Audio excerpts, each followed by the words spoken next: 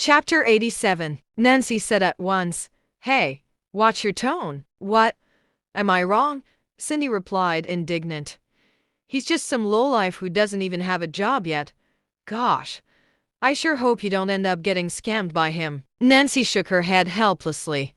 It seemed like Cindy was still ignorant of how powerful Wilbur was from the way she spoke of him. "Him? Scamming me? That's impossible. You don't know what you're talking about," was all Nancy could say. Cindy, however, took a seat right next to Nancy. "I heard that you're now the general manager at Willow Corp." "Ah, I'm just a general manager of one of the departments there." Cindy chuckled. "That's all I need to know. You're a manager now, and that idiot Wilbur doesn't even have a job. He's using your relationship as an ex-classmate to cheat you into a relationship. Isn't that obvious?" Nancy was dumbstruck.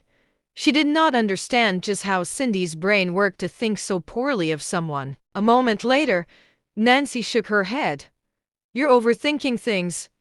I asked Wilbur out myself." "What?" It was Cindy's turn to be shocked now, as she shouted, "You're paying for that loser. What's so great about him anyways?" Nancy felt like her head was going to explode. "We're just having lunch. Could you please not make it sound like that?" "Just having lunch?" Cindy rolled her eyes. "Like hell I'm going to believe you. I'm telling you. We're in our prime right now. It's important to choose the right partner. The rest of your life is at stake here. You're going to have a hard time in your 50s if you end up with someone like Wilbur." Nancy did not know what to say. She gave it some thought and finally decided to reveal a little information to Cindy. She wanted Cindy to know that Wilbur was nothing like what he used to be and was far from the loser she was calling him. That was to avoid a confrontation when Wilbur got here. Nancy said, "Cindy, do you remember when Wilbur got us out of trouble at that last gathering?" "Oh my gosh. You brought it up," Cindy scoffed, unimpressed. "He didn't do shit. It was Edward who had to call his dad and take care of that Torrent guy just so Wilbur didn't get beaten up. I wasn't even going to talk about it, but you just had to bring it up." Nancy widened her eyes. She had seen for herself that Wilbur scared Will Torrent into a quivering mess, just on his own, and Wilbur was even given a card with unlimited spending. Why did Cindy make it sound like Edward had saved the day? "Is that what Edward told you?" Nancy said, confused. Cindy smiled haughtily. "Of course. Edward called his dad in front of me on the way home. He couldn't have lied." Nancy was silent.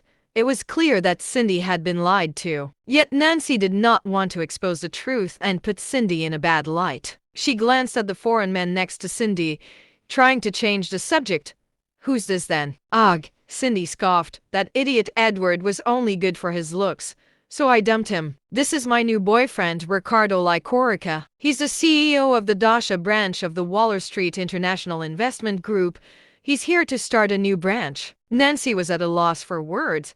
Cindy really was quick in switching up her boyfriends. A second later, she made up her mind to reveal what had really happened that day. Yet before she could speak, Wilbur's voice cut through the air. "What's Miss Prom Queen doing here?" Nancy turned and saw Wilbur smiling as he walked up to her table. Nancy hurried to say, "Wilbur, we just bumped into each other here. Cindy came with her friend. We didn't plan this." "Ah, I see."